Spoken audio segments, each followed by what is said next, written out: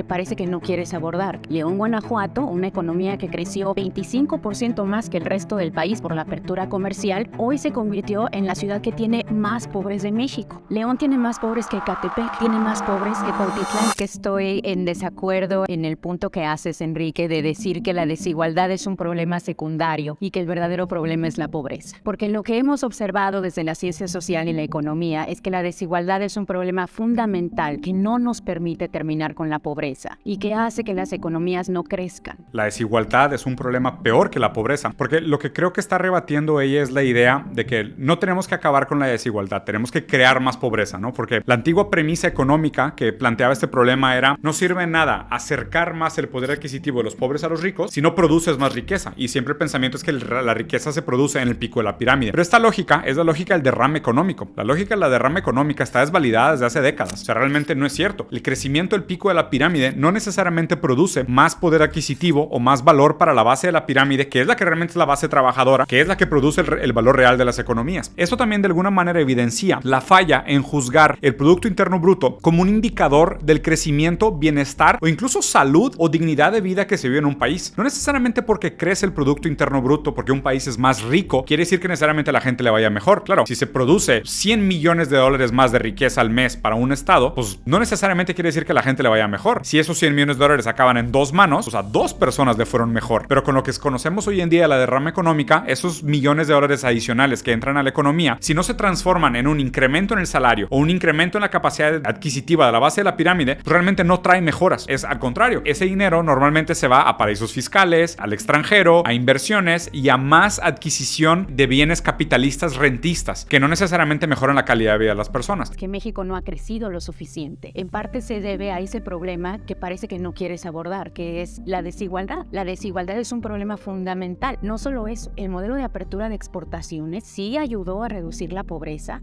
pero para nada la mitigó. Para mí, el ejemplo más contundente de esto es lo que sucedió en León. León, Guanajuato, una economía que creció 25% más que el resto del país precisamente por la apertura comercial, hoy se convirtió en la ciudad que tiene más pobres de México. León tiene más pobres que Ecatepec, tiene más pobres que Cuautitlán, tiene más pobres que Nezahualcóyotl. Que el estado de León fue el que más creció por la apertura a las exportaciones, pero al mismo tiempo se volvió la ciudad con más pobres del país. Qué paradójico resultado, ¿no? En contra de la economía neoclásica. Pues obviamente, ¿por qué? Porque la derrama económica siempre fue mentira. O sea, lo que no tenemos hoy es algo que se llaman mecanismos de reciclaje de valor agregado, que es normalmente, en el modelo capitalista actual, rentista, el valor se queda acumulado en el pico de la pirámide. El problema es que no tenemos mecanismos para regresar ese valor acumulado a la base de la pirámide que en forma de demanda y generar demanda nueva para que circule el capital y se genere la demanda, oferta y compra de productos y demás, sino que al contrario, la gente produce y ni siquiera puede pagar lo que produce. Entonces sí, crecieron las exportaciones, crece la economía del estado y aumentan los pobres, exactamente lo que pasó en pandemia. Creció el número de pobres y los millonarios se volvieron todavía más ricos. Es exactamente ese el problema que está exponiendo Viri aquí. La derrama económica siempre fue mentira. Generar más riqueza y generar más ricos no mejora la situación de la base de la pirámide de la mayoría de los trabajadores reales. Lo que tenemos que buscar son mecanismos de reciclaje de valor y redistribución de manera más legítima